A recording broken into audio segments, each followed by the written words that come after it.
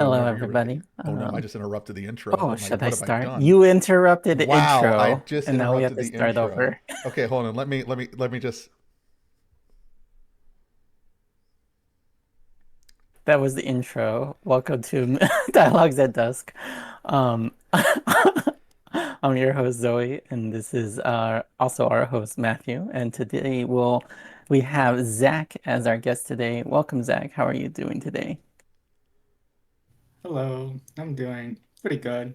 Having some fun surprises, but that's what life's about if you think about it. Yeah, that's true. Life is full of surprises, and that's what it's all about. All the curveballs and how you adapt. Let's t tell let's start by introducing you and um, what's your background in this game design world? I know you've been designing games for a while, and you used to do video games before that. Yep, you said it for me. I've been designing games for quite a long time now, but I did start with video games, and then I discovered the wonderful world of tabletop game designers, where we all play test each other's games, and it's great. So I now I'm like a hybrid designer. I still make some video games, but I've been like won over to tabletop games. So yeah, I've been designing games for like 4 years now. Like before that, there was game design, but then I became like there was a point where like I actually started like talking to other designers, which is like that's when I became a real game designer. If I'm gonna gatekeep myself. Yeah, don't gatekeep yourself. That's I the was only just person thinking I'm about. allowed to gatekeep. I was just thinking about, on itch.io, I'm used to seeing like print and plays of your games on there, but if I go back further, do I start seeing your video games on there too? Okay, so you'll see like my attempts at making video games, like from stuff for Okay, like okay. game jams. You'll see like really small stuff like that. Uh, the first long-term project I ever finished was a board game, but yeah, my video games and my tabletop games are just in there together like a family. Okay, cool, cool. All right. Let's get into today's topic. Crafting for curiosity. This was a topic that you wanted to discuss with us today. And because that sounds a little nebulous. Why don't we narrow in on what we mean exactly when we You're so say like nebulous, Zoe. craft for curiosity. Yeah, it's mysterious. I'm curious. I want to know. So, um, what does it mean to you, Zach, when we say that we're like designing games that are like centering curiosity and discovery? So like the big important thing for me in unranked games and just game design in general is what is like the motivation you're dealing with. So a lot of times in ranked games, the motivation you're dealing with is how can I win? How can I feel smart? How can I have fun? Here, the direct motivation is what kind of questions can I put and how can it be interesting to discover answer those questions. So like to me, what curiosity and like game design is all about is just like you that's what's driving player decisions, is that desire just to learn things and understand more about whatever game or people they're interacting with. So it's like very, I'd say it's very like adjacent to like kind of like that scientific kind of feel of like, oh yeah, we do like experiments so we can find out, so we can learn more. And it's like, oh, I have a question. How do I test this hypothesis? And or if you're just thinking about a game and there's a bunch of people playing, you're like, huh, what is going to happen with all this chaos going on? So there's a lot of different kinds of ways, but to me, yeah, it's generally like that's the motivation that drives player decisions. Is you want to learn new things and test your, not test, but like try to explore further understanding like how you're guiding what you want to learn about. Hmm. That's awesome. Cool.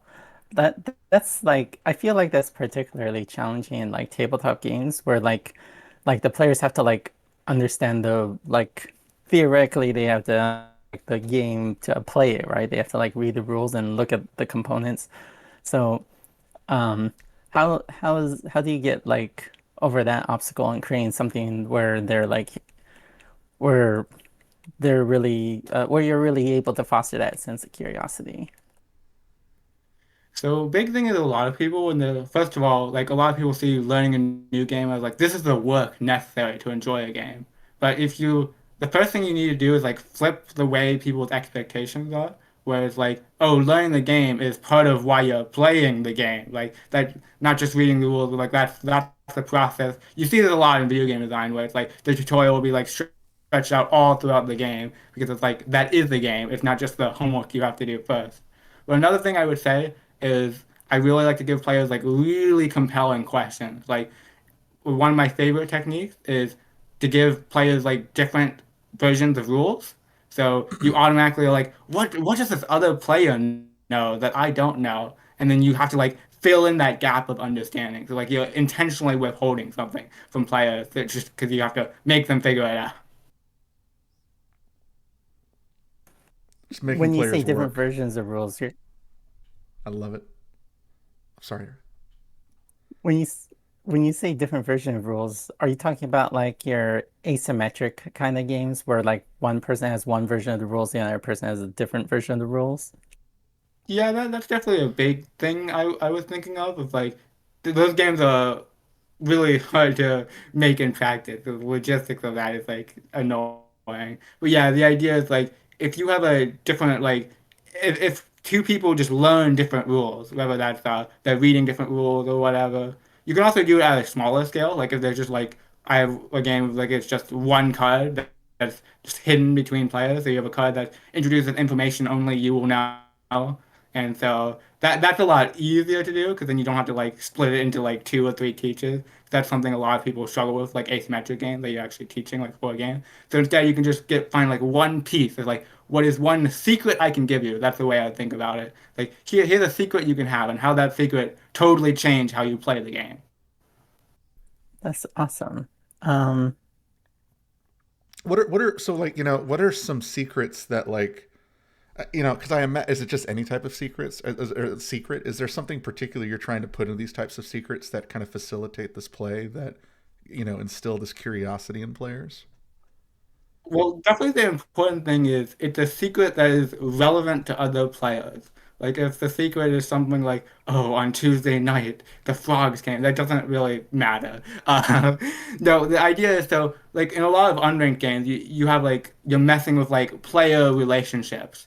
So it's like, oh, how can I like Azalea makes a lot of games that are about like trust or like safety or oh, will we work together or will not? Like, how do I know what's going to happen in this mess of players?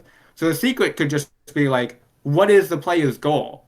So Hmm. like a lot of times that can introduce a lot of like chaos or it can introduce you're just trying to figure out what the other people are even trying to achieve. So goals are a really good secret. Also, you could have there's some interesting limitation that a player has to work around, and then Hmm. that can be a fun secret.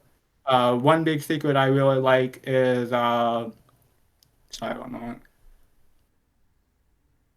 Yeah, so the secret of like what you actually are like valuing or doing, which is kind of like a goal, but I really like having it to where it's like oh wow, sorry. My chain of thought just exploded. I'm gonna have to end that.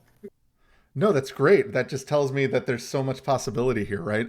Like it's interesting the power a secret holds. You don't often think of it in that context, but that kind of is true in real life as well in a lot of ways. So it makes sense that that would especially be, magnified hardcore in the game space. So it's cool to hear those different examples. It felt like one direction you may have been going down. Maybe correct me if I'm wrong. Was just like so like when thinking about like mechanical secrets, like um, kind of getting into some more vagueness or player led secrets. Is that a thing as opposed to like the game gives you the secret? Is there something to be said for like the player chooses the secret? As in like I want this thing and I made that decision to want that thing.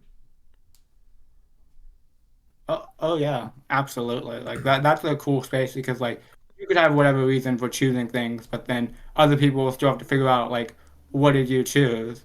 I Mm. mean, that gives me a great opportunity to talk about one of your games because in Hollow, the way that game opened, haha, you fell into my trap. Ah, darn. Uh, the way that game opens, it's like you choose, do you want peace, warmth, or chill change. Mm-hmm. And so then that's everyone knows what people are choosing between, but you have like no idea what the other players like actually chose they care about. So that's the thing because I really like in that game where it's like really important to me like which one I'm personally choosing. Like I'll Mm. go into that game and be like, today change is important to me. If I was playing Hollow today, I'd be like, today I want some peace desperately. But so that's a really cool thing because it's not like a player bound decision, and then the rest of the game just like springs off all the independent decisions everyone made at the beginning of the game. Hmm. No, very cool. We have a question in chat from Adam Sequoia. Besides tutorials and secrets like hidden goals, which are built into a game, how else can we spark players' curiosity in learning a game? Any thoughts on that? So one strategy which I love is just make your game really different and weird. If you're making your game like really sharp and experimental, players will get into the work of doing it. Or even if you have like a air of like mystery about your game, you can kind of like tease players into wanting to learn the game. But also there's another side of this which you could do, which is if you make it to where like the way I would think about it is like have interesting. So if one way I like to think about it is like there's kind of like a loop of like players like pursuing questions and like trying to figure out the answers to those questions. So like the way I would say is in learning the game, you have players already engaging with that loop. So this is Hmm. actually like really against how I like to play games because I love to play games where I understand like all the rules and now I'm ready and I'm prepared to play games. But a different approach you can see, which again you see like a lot in video game design, is like you break up the play where it's like it's segmented. So it's not quite as a tutorial. It's more like you'd go through phases. So the let's see. So one advantage of that is you get people like really interested in progression. So if you start like with something like really simple and then you promise that you're going to like show more, like you see this in like campaign and legacy games. Like if you learn a game of the crew, the starting rules are super simple, but it's like we promise you in future missions, we're going to introduce new exciting things to learn about. Right. Makes sense. Cool. Yeah, that's a good question though. I'm not sure I have a great like even more answer for that yet. I think you hit the nail on the head, which is trying to create intrigue of what's to come, or even some hope of what's to come. Right. I do think for what it's worth, like I like it when and this is kind of what you said, but I don't know if there's a term for this. You mentioned that video games do this a lot, which is like you introduce something, but because there's this absence of so much else, you think to yourself, wow, there must be something else that goes here, but I don't know what that is yet, but I want it. And so now I want to figure out what that thing is, whether it's like an ability or an effect, right? Like if you have like a grid that holds 4 cards and you only have 1 card, surely something must go in the other 3 slots. And so suddenly you're like, okay, what could go there? What's happening there? And then you kind of just go down that rabbit hole. So I could see like using the like empty space as a tool, for example, to kind of create this curiosity of what's to come.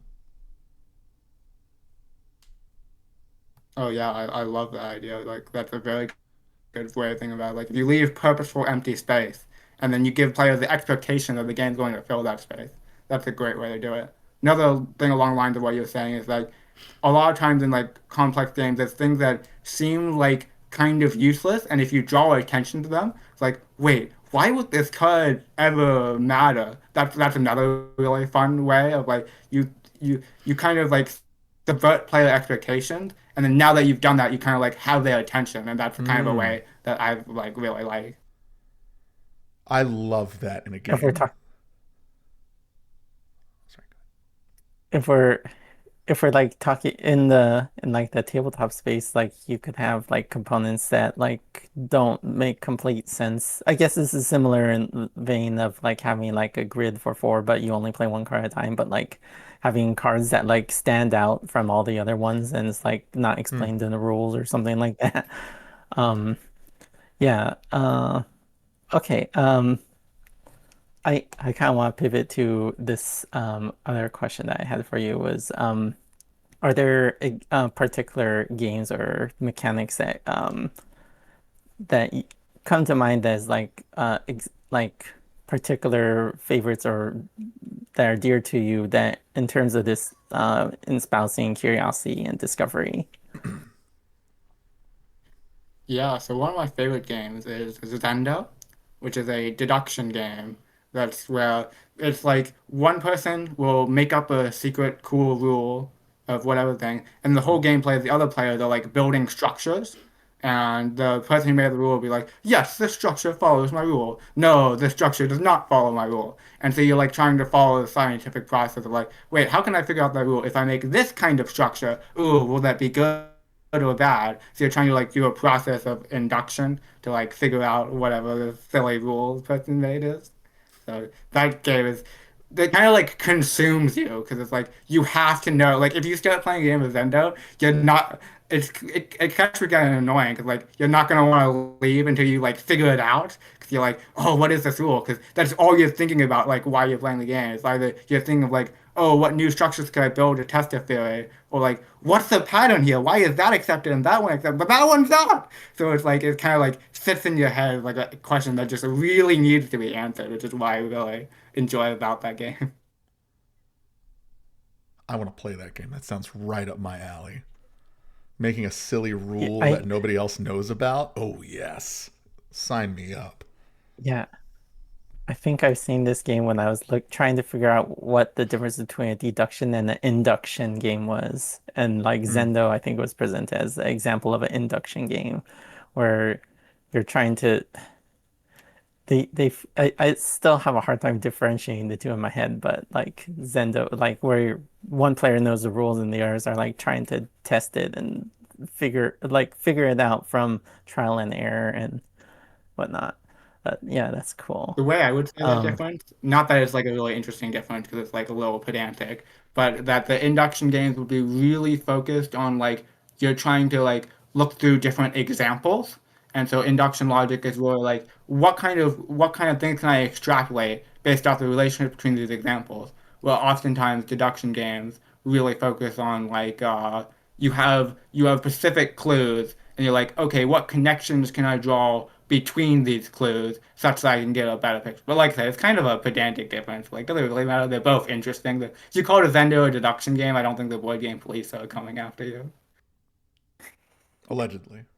I don't know. I don't know. The people on BG on Board Game Geek get pretty intense.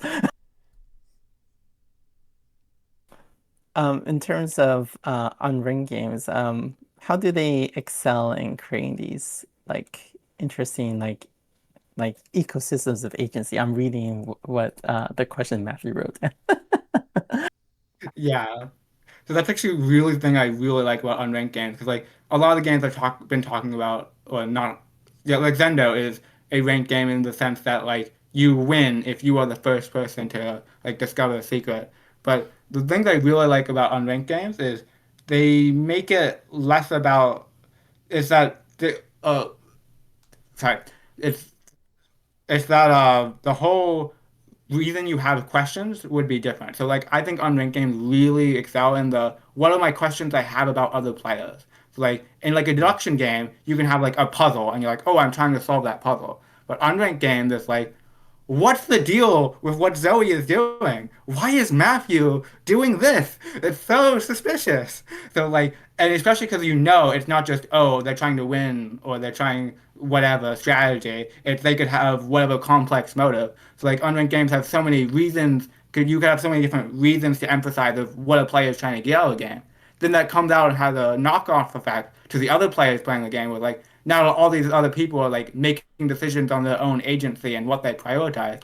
What does that mean for you trying to like figure out like what's going on and like why are people doing what they're doing and like what kind of common ground or differences can you find how you're approaching things?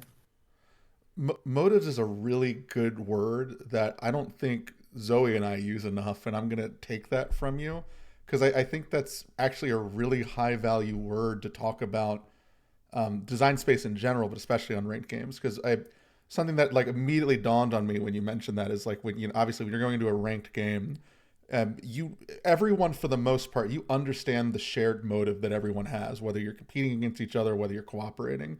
But you're right, in an unranked space, often those motives you have to decipher that first, and then you have to decipher the play, and then you're trying to decipher both at once. It's like a whole other vector, and the complications of the motives just skyrockets, and it's like you have to sort of dig into all of these different spaces to find that, or figure out what someone's motive is. And even if you do figure it out, suddenly it's changed because the game state has changed and what they want out of it has changed.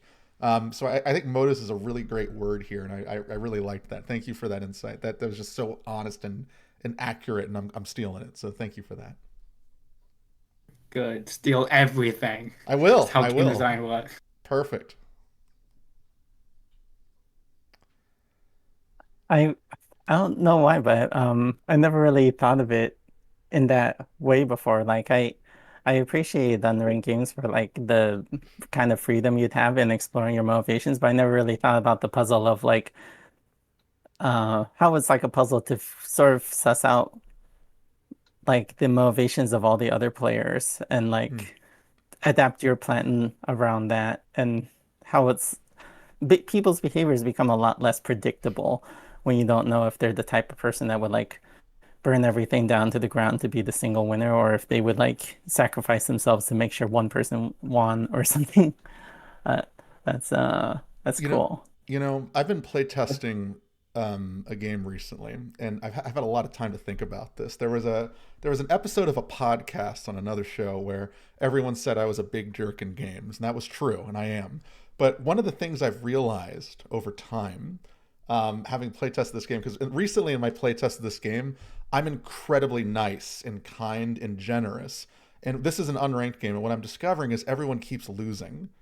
And what I've found is that when I'm a big obvious villain, everyone centralizes around that. They come together in arms to find a way out so that everyone can possibly find success, and begrudgingly sometimes let me find success too. But when I'm not a big jerk, everyone suddenly like they turn the mean knob up. And so, I can't help but wonder, um, obviously I'm a loud force in games, but it does make me think a lot about how, a player presence in these unranked spaces can really influence the player space in full, right? Whether you're more of a direct or confrontational player, a more cooperative player, like it brings these different elements out of everyone else that I don't really see being done in ranked games, because you just, again, you have that same shared motive. Like I could be the biggest jerk in the world, but it doesn't matter because we're going to the same place no matter what. And so just, yeah, really, really interesting. I'd say that's a big thing that draws me to unranked games in particular. Like, if talk about like why they interest me, especially, is because like why when I want to play like tabletop games with people, I'm really excited by the agency each person is bringing to the table. Because Mm, I like love solo games. I'll play like solo games all day. 'Cause I'm like, oh, juicy game mechanics, fun decisions. But then if I'm like with a table with other people, now it's whole people I have to understand and like learn about, and there's so much like to pay attention to and a different way of thinking things. So like to me, that's what unranked games like really do well is suddenly this like vision into the future I have is all like fog because people are just like actually doing what they put because it's more about the people playing the game. And so it's not me trying to just like predict, oh, XYZ will happen in 10 moves. It's more reacting like, oh yeah, you have changed how I'm approaching the game now because now I'm seeing you're acting in this kind of way, or just oh, I was not expecting players to even care about this thing. So now that's a new thing to like think about because I was ignoring that before. But maybe there's value in there that I'm not seeing. Like, what can I learn from them? So like the social element of board games, that's specifically for me why I like being social in general is I like learning from people. So to me, these unranked games really like lean into that when it's like, okay, I get to just like learn what other people are like. Like mm, you've talked about your bullying or not bullying thing, but that's also interesting from my perspective because like that's like most of the interactions I've had with you are in like games. So I get to like kind of, and I actually don't get that vibe of like you're like this. Oh, I want to ruin everything because it is more like the dramaticness of it is the way I yeah, see it. It's like oh, you're like kind of like being like oh, here's this big exciting thing, and yeah. not necessarily like oh, why is the evil Matthew here to destroy your fun? Extremely fair. Oh my gosh. I I feel like I'm seeing like a through line here now because like another one of the things you wanted to talk about was like like games that are about understanding the other players. And hearing you mention like how unranked games like really challenge your ability to like kind of get and like understand where the other players are coming from, like giving them different like motivational like motives within the context of the game, like really like you no longer have like a narrow like scope to understand what the other players are wanting to do, like like how are they going to try to get most points. Now it's like so so so like I, so let's talk about, or sorry, Oh, what is I that? was gonna say, Zoe, you just made me think that I love it in unranked in any unranked game I play, and it's only in these types of games where I really see this hardcore. I see it in other games sometimes, but unranked games, especially when someone's like, "Oh, you should do this so you can get this," and someone's like, "No, I don't want to do that," and they're like, "Oh," like only in unranked games do I see that come up to the degree I've seen it come up, where there's just a total misunderstanding in that motivation because you think it's like a shared motivation. Suddenly you realize, oh, it's not. This person is not just going to do what I think they should do. They're doing their own thing. They're going on their own wild journey. Sorry. Yeah, that reminds me of a game of Oath. When like at one point I like did something to help somebody else win, and this person got so mad at me, like Mm. you're not playing to win. You could have stopped them and like had a chance if the game went around back to you. I was like, no, I want them to be the chancellor, and they're like, that's not how you play. They got so mad at me because it's like But that game goes on the forever. You're just playing cousin. the long game. Yeah, I was playing the long game. I was going to win Boom. the next empire. I'm Easy. I was cutting my losses with that one. Yeah. That's a really But anyway, interesting thing to me, the little tangent, because I used to believe that like games are at their best when everyone is like trying their hardest to win. Like that's what reveals the beautiful platonic play. And I've been that person before who's been like mad at someone like, why aren't you trying to win? You're ruining the game. If you don't go for these cards, then that ruins the whole ecosystem. And no, no, my interesting decisions.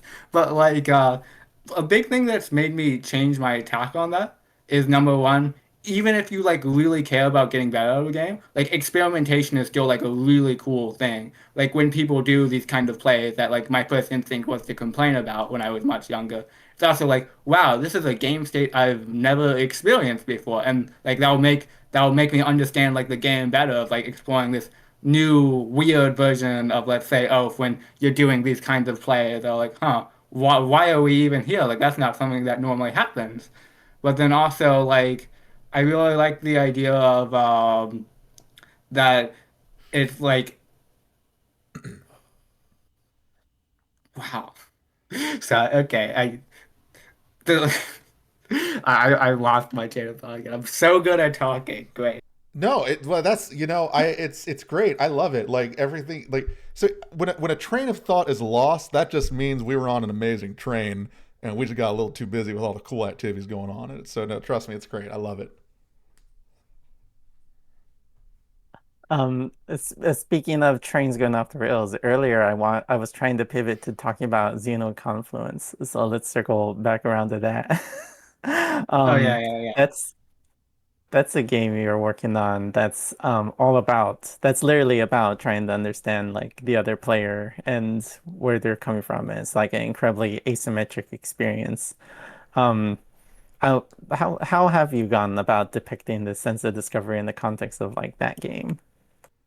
Yeah. So one of the important things I realized, especially thinking of like some of the previous conversations we've had, is like first of all, like the starting basis of like uh the way people are thinking about the world, like that's the complex thing that's worth thinking about is like, oh, what matters to the other person. But I was also thinking earlier of like social deduction games in our conversation. I was like, that's similar to what we were talking about, where like you're trying to see, oh, what's the motive of person X, Y, Z? Are they acting like good or bad? Well, one of the things I really don't like about social deduction games is they're very like antagonist. It's like very important whether you like are correct or not. It's all about did you get away with something? Did you not get away with lying? Or did you figure out the secret? Did you not? The one thing I'm really focusing on, I find that like kind of stressful. The one thing I'm really focusing on Xenoconfluence is the idea of like, there's no judge that's like judging you on like how well you understood each other. Instead, I'm saying the entire game is about this intrinsic process of like just how well did you. No, no. So the entire game is about like the journey of how much did you enjoy trying to understand the other person. So I'll Mm. give some context also because this game is a game I've not talked about too much. So the whole point of the game is that both players are playing entirely different games, and the only thing they have two goals. They're trying to satisfy what's going on in their game, but more importantly, they're trying to figure out what's going on in the other person's game. So one of my first temptations was to make this game like really, really unranked in the sense that it's like, oh, you don't even know if you're going to be like friendly to each other. Of like, oh, maybe you'll steal from the other person's board or Mm. attack them, or maybe you'll try to cooperate. But I actually discovered through like playtests that I want to actually focus on the main journey of understanding each other more. So my first instinct there was, okay, let's make it a cooperative game. You're both cooperating to understand each other, and you win if you both understood each other. Mm. But the next thing I discovered was that I really like this game being like brutally unfair and difficult, where it's like so hard to figure out what's going on with the other person. Because I think there's actually something like beautiful about that, of like, wow, this person's game was like so different. And like so I want to like emphasize the journey of like theorizing about what's going on, like trying to understand more. I want that to be fun.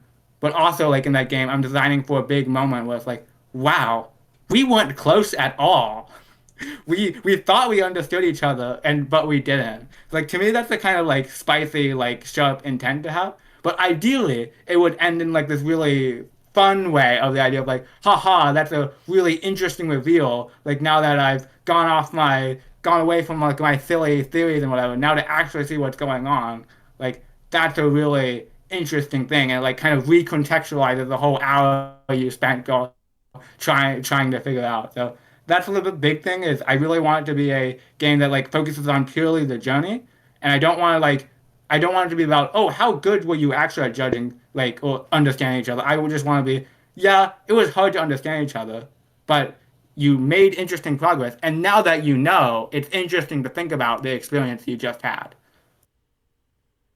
I the game that I played I thought was like really interesting because like in the end I think I helped the other player achieve their like solve their puzzle, but I still had no idea exactly how it worked. I was like, I have some vague ideas that this is relevant to this, and they're like, and it like ended up being like something completely like different.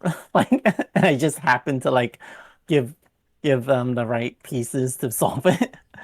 Um, and I think you were testing like how to end that game. At that time, it was like play until you've had enough, and I was like, and I was like that for me, I will try for hours and hours trying to figure it out because I don't want to give up on understanding the other player. That's actually a Um, really like important design problem in all these games around curiosity is like players won't always think along the same lines you do. So like I hang out with a lot of puzzle designers, and one of the trickiest things of puzzle design is like I have these cool epiphanies. How do I make sure players actually get them? And they don't just go, oh, this puzzle's too hard. I never want to play this game again. I don't want to see any boxes anymore. So like that's like a really important thing to balance. And I would actually bring up the game I mentioned earlier, Zendo. One of the like most toxic experiences I had with a board game was when different members of the group disagreed about whether we should like keep going. Because one person desperately wanted to spend the next 3 hours playing, and the other person was like, I am not going to figure out this silly rule you pulled out from who knows where. I want to stop. I want you just to tell me. And so like Mm. that's a really hard conflict to navigate. So at first I thought I was being super nice to players in Xenoconfluence by being like, yeah, play however you want. But first of all, it opens up the like wall. It's like, why would I want to like give up? That's not the note I want to end on.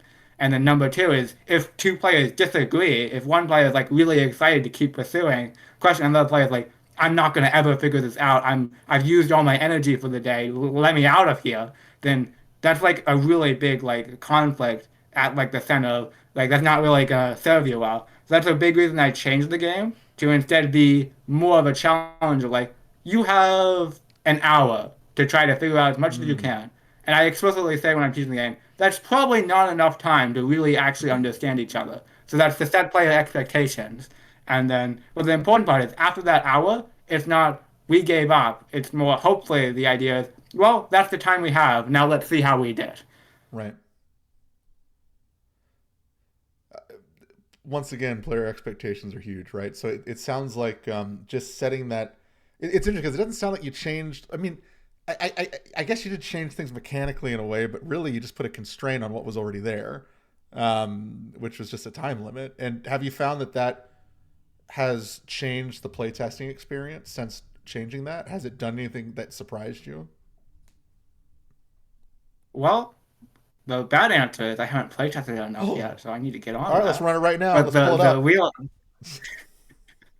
yeah, the I've playtested it once or twice, and it's had the desired effect of people weren't complaining about they were giving up. But I am definitely excited to see if there's more Mm, implications of that I haven't seen yet. But I do agree, it's also just a framing thing. Where as I've made this game, I've realized that I can frame it one way or another. Like if I frame it as just your goal is to try to understand each other, you'll definitely feel like you lost if you get to the end of the game, you didn't understand each other at all, and you weren't close to your goals. But then like I've really found it's important in teaching the game for what the experience I'm going for to be like, yeah, it might be what I'm presenting you might be actually a little unfair and maybe a little impossible, but enjoy it anyway. Like that sounds silly, but like that expectation setting is like totally changes how people interact with the game. nice. Very cool.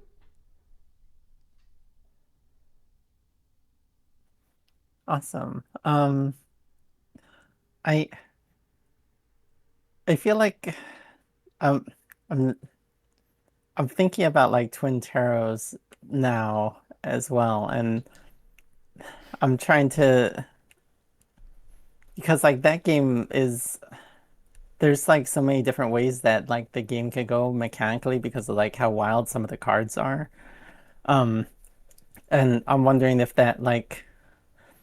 that was also a game that was designed with like this curiosity in mind, or was that designed with other like goals in mind? Yeah, so okay, so some context, this is definitely another one of my games, and this is a game about uh fortune tellers who are like changing fate or like they're negotiating destiny together or whatever. But one of the design intents for that game is every single card is like really unique and most of them are game breaking or game changing. So I want Mm, that game to be full of moments where you draw a card and you're like, what do you mean Zach put that card in that game? What do you mean this card lets me do that? That's wild. So like that's the experience I like explicitly like really wanted to target. But from a lot of playtests, I've discovered that like this curiosity angle that you're hinting at, it's actually been a huge part of the game. Because it's like I really like the idea of like you don't really know what's going to happen when you play a game of Twin Terror Titles, especially if you've never seen any cards before. Because if you're playing it for the first time, it's like all these crazy cards you're gonna see, and they're gonna like hopefully be cool surprises, which is very intentional because that's like the exciting emotions I want to create. But the other part of that is like even if you're more familiar with the cards, the idea is that there's so much chaos that it's like you still don't. A game is like an exploration. Like I really like two-player games as like conversations between people. mm, So to me, one of the ways that like expresses itself is like I want players to like kind of like explore a space together, so to say. And so that game is competitive right now, but the part of it I really like is that you're kind of like together almost negotiating what you want the game to be, or like someone will offer something and the other person will react to that. And to me, mm, that's like a dynamic that's really important to me in two-player games because it's not just about like oh how much of a rival can we prove that we're like competitive and like oh I'm smarter I outsmarted your plan. It's also like it is very conversational. Like I don't know where my rival is going to bring me. So part of the appeal of playing the game, hopefully, is like you discover that, and at the end of the game, you have a memorable of like, wow, that was a wild, unique sequence of like different game stages we went through. Like, and hopefully that has a cool like really leans to that two-player aspect. Like, yeah, that's something we unique shared together because of our agency. So I really make games that focus on like really high agency. But part of that is because I want players to appreciate like where each other's agency took them. and that ties into what you were mentioning before about how like the players create like almost kind of create the curiosity for the other players because you don't know exactly where when you give them a lot of agency, you don't really know where the other player is going to take things. Does that sound about right? Yeah, that's a big thing, and one thing that expresses itself between Telltales is you don't really know like what the other things someone is capable of like offering. So part of that is like, oh yeah, like you could let them do this card, but why do they want that to happen? Especially because sometimes you'll like do cards that like don't immediately benefit you. So it's like, huh, they must have some kind of interesting plan. So that's definitely a big aspect of it of like the, oh, why do they want this to happen? But also just it also goes back to like just what's the word for it? Just like a really interesting like there's a lot of ran- I don't call it randomness, but a lot of like unpredictability. And to me, that's like really important in game design. Like you can't predict what's going to happen because I mean I enjoy doing that. I enjoy playing like a game which asks me like, oh, in 7 moves this is gonna happen. But to me, the real big thing that like drives me to playing games and this is in almost all the games I make is I want there to be like this wall of like what you think is gonna happen, and then you play, and then it's like, huh. I had no idea what was on this wall, and through the process of play, I discovered something interesting. That's like really important to me as a designer. Hmm. Um, reminds me of the game that I had played of Twin Turbo, or I had so like um to describe the mechanics here, like you might have described already. You present two cards, and your opponent has to choose one of them that actually activates. In the game I was playing, I was like saving onto these two cards that both like kind of flip the script in their own way. So like I was anticipating my opponent to change the game state so that they were winning, and I was holding on to these two cards, anticipating playing them both at the same time and being like, haha, either you flip the game state so I win, or you make it so losing is winning, and I win either way. But they never did, and I was forced to play them because like you had to play all of your cards in. Hmm. And so I was like forced to flip the game state into their favor, even though I was winning. I actually remember this game now, and it's something I like about this game is I find it really funny to have people like forced into doing stuff like that. But that's also actually something I like sanded away from the game a little bit because it turns out like playing all the cards is like it sets you down like a little bit of a railroaded path.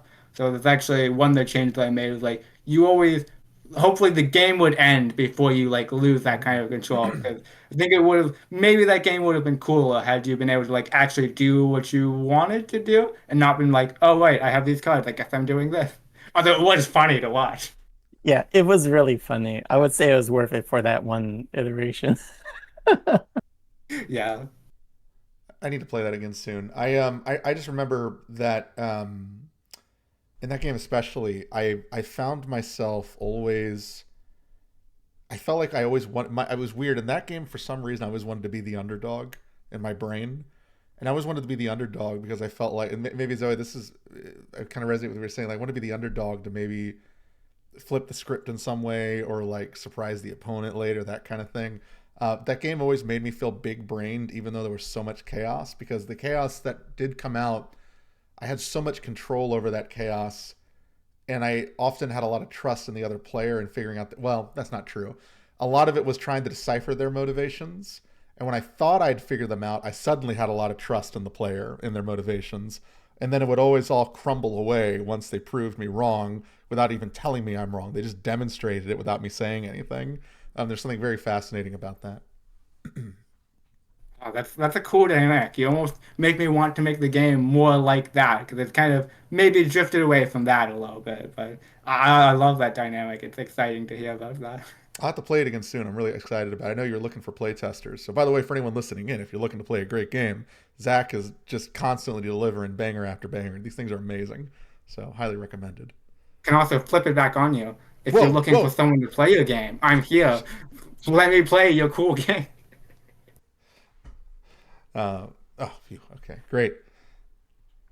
Yeah. Yeah, Zach, I think you might be one of the few people who seems to derive like more pleasure from like the playtesting than the idea of actually like getting the game into any sort of like shareable like finished state. Yeah, it all comes back to this like discovery thing for me. Like it's not just crafting for, let's say, let's go real meta. My games aren't just crafting for discovery of the player, but what am I as a designer going to discover as I experiment with these games? That's the real reason I make games, is because I want to test something, go, ooh, is my theory correct? Or am I going to discover some new cool thing about games or the people who play them? Like that's the big thing that like really motivates me as a designer. I feel like there needs to be some sort of, I don't know, like data, like if, when I think of like case studies or like uh, like professional literature or any of that nonsense, you like look things up and you see these like experts doing these like deep dives where they like test their theory and they do. So I want to see that for games, and I just feel like you would have so many great things on there. Like I wanted to test this theory. Here's what I did, and I just like observed the game mechanics and the iteration that took place. Clearly, that needs to exist on some level. I guess that's sort of itch.io, but not really. Um, yeah. I've been dying for something like that. I want something like a channel that does like a literary analysis of board games. Like because like most board game channels out there feel more like reviews, Hmm. like what is this worth your time or something? Is it good? But I want to see ones that are like what was the author's like what was the motivation that they're conveying when they said that these are worth 2 points and these are worth one or Right. whatever? Well, Zoe, do you want to take on another task of the thousands of things we're doing right now? Because we can just throw it on the pile Hell there. no. Fair. I mean, I would love to, but I so busy. Okay. Shoot, I had a train of thought, and once again, it went All off the y'all's rails. trains are going off the rails. Like we need to get these trains together. Like something's going on with these trains. We need to call a conductor. Oh, here we go. The conductor. We have one right now. Adam Sequoia in chat. You know how memorable moments become topics for discussion at the end of a game and engender curiosity, like when a player gains some advantage or dramatic thrills happen. If I play a point salady game, it's much harder to remember the specifics and the turning points. Do y'all have tips on making moments able to be memorable? So I'm gonna not give a very well thought out response. I'm just gonna immediately start talking. Let's go. Okay, so my immediate reaction to that is like you have to associate specific emotions with things. Like that's a big lens you can view game design is what emotions am I creating? And point salad games, you can still do these kinds of things. They're not like the antithesis of like emotional moments. So what you really commonly see in point salad games is like moments of like just way the player like feels like super clever, where you're like, oh, I comboed my oranges and my apples and my goats and they crossed the river and I set this all up to be with the third phase of the moon. And so now I will get 17 points. Mwah, ha, ha. So like that's a memorable from like the oh you had a big plan and like you discovered it. I have played some point salad games where like there were hidden like goals and like you had to like try to discover what those were through the course of play. So like everyone's trying to get points, but then if you see how other people are getting points, they'll give you like some clues to tell you like what's really like oh what is the secret goal. But I would also, on another note, I would say the big thing is the point salad is just like a means of like tracking like how well are you doing. And there's two ways. There's a couple different ways you can design a point salad. You can make it to where you're just throwing out oops all points and you get points for everything. That's a really good way, especially to like make people. That's a good way to not be able to tell like who's winning or who's losing. So, like if you have players that like check out when like that oops all points approach really works for that, and it just like can really feel like satisfying, like you go in a candy shop and you just there's just points everywhere, like explosions of points. Like when you play like a match three game and like the combos just like come in themselves. If you design that into your game of like the points that just give points that just give points, there'll be like a satisfying aspect to that. The opposite approach is make a point salad game where it's very sparse salad. Like if a restaurant were to serve this salad, they'd get a 1-star review on Yelp because there's so little. So my like Dune Imperium is a game that does this, where it's a game about getting points, but there's so little points to be found that like every single point you get feels like really meaningful because like you had to work for that point. Like if you're not just handing them out candy, if you're like you have to do this card and this XYZ, you have to go through this quest chain or whatever, and then you finally get your nice little point. Like if you make it a reward for like a journey, that's the big advice I would give is what kind of journey can you give players to score either an absurd amount of points, and so that would be memorable because they're like, oh, that seems really good. Okay, I'm going to go on this journey to try to score all these points. Or just if you have a game where the economy is much tighter, like what journey did I go on in order to score these points that won me the game? And like so important differences. Like it's really tempting to make games where like the points are really close to each other, so everyone scores like together. But if you have like big differences, then players will go on journeys to pursue what seems like really strong and good, and what might clearly be like, oh yeah, that's gonna put me 20 points ahead if I get it right. Hmm. You brought up journeys and something I was thinking about while listening to you and just kind of contemplating the question. I think a lot about the classic hero's journey with a lot of games, and I find that the more memorable games encapsulate this on some level. And hero's journeys usually involve having something like a period of growth, a period of loss, a period of overcoming loss and challenge, and then kind of getting to where you want to go. Right. And when I play a lot of point salad games, it's often just constant progression. Right. Like what you're just constantly going somewhere. There's no impediment. There's no wall. There's no barrier. There's no huge challenge. There's no significant loss you're experiencing that you're learning from and kind of overcoming. And a lot of the games I've played, at least.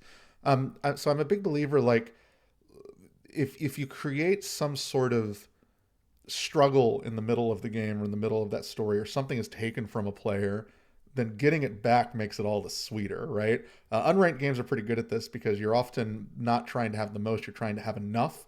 And more often in those types of games, you're losing things as you go potentially. You could have everything you need to win at the end of the game, but something might go away, or something might come up, or a barrier might happen, or something might impede that outcome that you're seeking. So with the point salad experiences, I think Zach hits it on the head. I would also challenge you to figure out how can you create almost story devices in your game through the mechanics that create that sort of hero's journey where they're experiencing some sort of loss and they have to get something back, or they have some sort of challenge or barrier to overcome.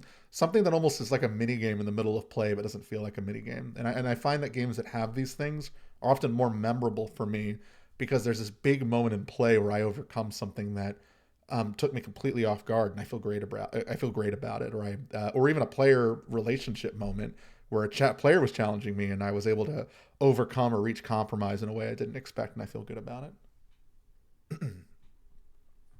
Yeah, I was like thinking, I was trying to think back on all the memorable moments of like games that I had played, and like almost all of them have been like these very socially charged like moments of like that time that I backstabbed my friend because I thought it would be funny, or like that time that like I bullied somebody who was in last place because I thought they were the closest to winning and I got chewed Are these out for it animes? afterwards, or like huh? What? Sorry, are these animes? Like, that time I backstabbed my friend and got transported to a new universe kind of thing. I was like, all right, yeah.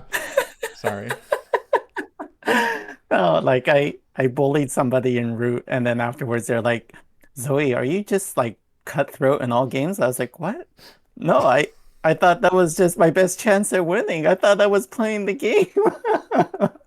But like all the memorable moments to me are like these very like socially like charged moments where like your relationships like really come center, and I feel like unranked games are particularly good at these social dynamics.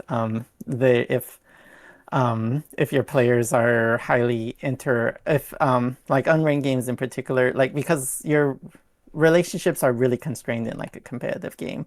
Like all of your interactions are kind of through the lens of like who's getting the better deal, and like and does something let you get further ahead than something else. But like so even like every positive interaction is tainted by like the net point gain calculation. But with unranked games, it's you could have like moments of like pure like untainted like kindness. You have moments of um like selfish, desperate like betrayal, or you could have like moments of like this of like crab bucket stuff where somebody is just bitter and just like sabotages other players because they don't want them to get ahead and like them being left behind or like Mm, so I feel like there's so many more like opportunities for those memorable like social moments. Like a lot of the moments I could think of were like all from unranked games or like um either unranked games or like these cold worldly games that are just like very social. Um so that's kind of where my head goes. Yeah, that makes me think of my favorite game, Confluence, which is like this very, very point salad game where you're all like space empires getting like accumulating stuff that will ultimately turn into points, and you're running your little economy engines. But that game is like completely driven by like open-ended player trading. So like mm, thinking about like this conversation, this question, the memorable moments in that game are the ways players like specifically interact with each other. Like, oh, I thought of a clever deal. Well, I've had some really memorable moments that way where like I figured out a way to make like five different people happy, like a magic trick. It's like, bam, you're happy, you're happy, you're happy, you're happy, and now I'm rich.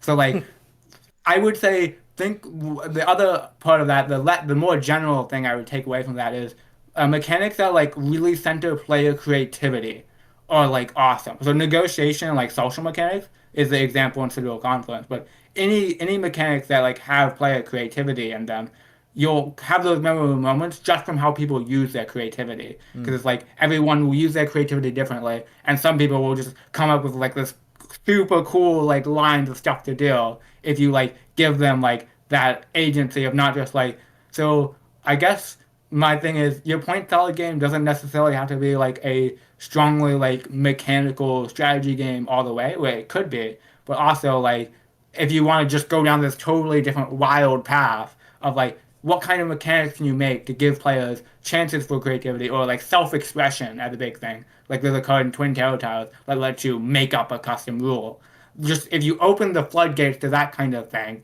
and you just let that go, then that can really create memorable moments because it's all driven by what did players like decide to do. And since mm. player, of course, the agency of individual people is the most interesting thing in the universe, that will automatically like create your moments for you as people play. I love it. So true. Bestie, so true. Um, amazing. I know we're coming up to the end of the hour here. Zoe, any other big questions you want to dig into while we have our amazing guest here tonight? Um I have questions, but I don't feel like we have time to dive into them. You Um know, over time, be evil. we could. We're the Well, ones running the show. we are. But I think, in Matthew's just fairness, not gonna let me leave. It's gonna keep me here trapped until I answer. But I want to answer your questions. You can't say you have questions and then not give them up. Let's give me one of them at least. all right, one more, Zoe, one more question for the road. Um this one is also off topic, so you can shut me down. But like um I I'm like I'm like constantly thinking about your game the game that you designed that was we've like renamed it to Duck Duck Choose, and now like how like Matthew and I are like really enamored with it, and now you really dislike it. And I guess I'm like I know you had like a playtest that kind where like afterwards you it was like so bitter that you decide you don't want like consensus mechanics anymore. And I guess I was like curious about like what is it about consensus mechanics that like you like dislike now? That is a fascinating question. I'm glad you asked it. So there's a couple of things of consensus mechanics. First of all, it kind of goes away from like the thing I find super cool about games, which is that each player at the table is bringing their own agency and will change the game Mm, is played. It's like when I look at it from that perspective, consensus mechanics are the opposite. Consensus mechanics are forwarding up player agency into like just like one kind of path and outcome. And you see that in like uh, you see that in cooperative games that have like quarterbacking problems where like the players can play as a group so that they do, and they all fold into one like entity. Maybe they're discussing between each other, but they're like acting as one. What I really value in games is that every player is bringing their own like agent to the table. So like when I make co-op games, for example, I want it to be every player has their own role they have to keep track of. So sure, you're collaborating, but you can't just make a decision as a group because you are playing a game which your decisions matter and you get to choose what you're doing. So that's the most important thing. It's like I want to make games that like really emphasize individuals. The second thing is like the mob mentality of it is just like so terrifying to me. Mm, Like, I don't really want to make games about that.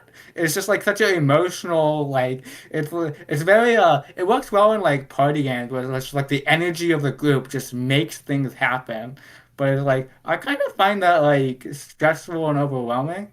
And then if I want to get like political for a second, if I like think about like how that works in like more things that are more like real than like this game, I don't really like that's the thing that's like worthwhile to be scared of for me. Because to me, like mm, again, it all comes back to like things that overpower individual agency are kind of terrifying, and it's like really easy to like get caught up in momentum. So it's like that kind of thing is like I'm kind of don't like that like group think idea. Like last time I played Duck Duck Cheers, I specifically like didn't want to be a problem, and I kind of like stopped playing the game because I just didn't want to be an obnoxious joker. Like, no, I'm gonna hold up the game unless I get what I want. And like mm, the realization I had a player at that moment was like, yeah, I don't want to be that kind of person. When you play a game, you're deciding who you want to be. Like it's a magic circle, and that's cool. But the games are still my life, and I'm still deciding who I want to be when I interact with other people. And I don't want to. There's very little in this game that like I don't want to be that person. So then if I flip it back to designing, do I want to make a game that encourages people to be that person? Do I want to make a game that encourages you to be quiet if you have some minority dissent opinion? mm, That's where like consensus mechanics get like really good to me because it's like I struggle with that so much where like I'm a really conflict averse person. I mm, will let things just happen. I'll just like shut up and deal with it. So like if I really like take seriously that I make games as like a reflection of myself and also to like change how I'm thinking about life, then I don't want that to be my thesis. I don't want to make a game where it's like, oh yeah, just be quiet, just go with the flow. I want to make games about standing out. I want to make games about your agency changing how things happen and stuff like that. mm. That's awesome. No, that's great insight. Well, Zoe, we did an oopsies, but we still love the game, Zach. So, Yeah, now I want to ask Matthew, why do we love this game so much? well, I'll tell you why I love it. For what it's worth, because I think Zach, you're 100% correct. I love it because it has a vessel for disagreeing still, and it leads to this almost frantic party moment of wait, why are you disagreeing? Wait, hold on. Okay, hold on. We don't all agree with this plan I have. Wait. Okay, hold on. Now the clock's running out. No, I need to make a decision now. Wait, I don't know if I agree with you, but I disagree with what you're saying. But now you've done this thing where you're not agreeing with all of us. Oh my God, there's like 15 seconds left. But if we give this to them, then they're gonna get the things. Then that's what we want, right? Why are you disagreeing with me? Okay, fine. I'll change my mind. Wait, no. If I change my mind, there's not enough time. You need to change your mind. And I find that like personally, like I found that there's moments of just this kind of awakening in players. Like why will I change my mind? And it does yield some of that, but I would agree that like players do try to form a consensus as much as possible in that experience, right? Because optimally you're getting more cards to players. But I've found that when there is a period of disagreement, it leads to really surprising moments for me of watching players either make concessions or compromises they didn't want to do, or sort of just go down this rabbit hole of, okay, is this player going to do this every time? Am I going to stand by my values or am I going to become subservient to them? And I'm a very aggressive player in games. And so, like, for me, that's a really appealing space to explore because it lets me examine who I am as a person, right? Am I willing to compromise towards someone else in this situation for quote unquote the greater good versus a momentary good versus whatever? And so I found that game lets me explore that in an interesting way. But I also find the game to be a little allegorical to voting in general, and some of the big consequences of that. So I will, of course, submit that I think what you're saying here is 100% true. But I guess for me as a player, I see a couple other things in there that really stick to me. It's also really funny watching people argue about ducks voting. So there's that. So I get a lot of get a lot of chuckles out of that. But no, I totally see what you're saying here. I mean, I do like that any game that makes people panic. That's a win in my book because I love Right. creating like that emotion. I'm like, what is happening? Oh no, we only have 20 seconds left. Like that. Right. That's the thing I'll continue to chase We, as a designer because maybe as I said, I make games reflection myself. So that's what I feel like all the time in life. So if I can inflict that on you and you have fun, good. I'm a good yeah. designer. There is a mechanic in it now that has a sort of an escape route from the consensus to an extent because one player can take one card and do whatever they want with it, which is very appealing to me. Yeah, that's awesome. I'm really excited, Zach, about everything you make all the time, and I think it's all great. And I hope to keep seeing all the cool games you're making and see them in the world in some fashion, however you want to put them out there. Is there a best way to find your games and content if you're, willing to throw it out into the world here? Yeah, I post all my games on my itch page, which is zacharymorris.itch.io, and that's where my games live. Yep. Otherwise, you can find me and ask about stuff. Like if a game's not released yet, like some of the games we talked about today, just find me like on the server and talk to me and be like, "Hey, play my game," and then in return, I'll let you play my game. Awesome. Thanks so much. It's been great chatting with you tonight. Thank you so much for having me on. Yeah. Have a great one, everyone.